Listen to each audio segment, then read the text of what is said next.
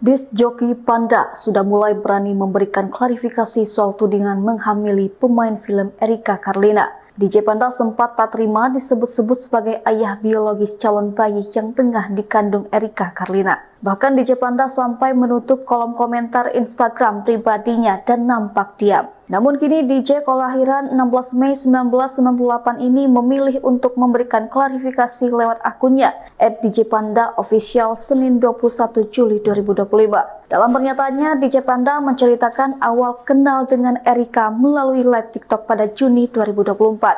Hingga keduanya janjian main biliar dan mabuk bersama pada November 2024. Geram mantan kekasih mulai buka suara, Erika kembali ungkit soal ancaman yang diterimanya selama mengandung. Melalui Instagram story-nya Erika Carl, Selasa 22 Juli 2025, sang pemain film Pabrik Gula ini membongkar isi DM dengan DJ Panda. Ia menegaskan lelah selama ini memilih diam. Pun soal dugaan pengancaman yang diterima lewat grup WhatsApp itu, Erika siap ambil tindakan. Menurutnya ini bukan lagi perkara hati, namun sudah menyangkut keselamatannya.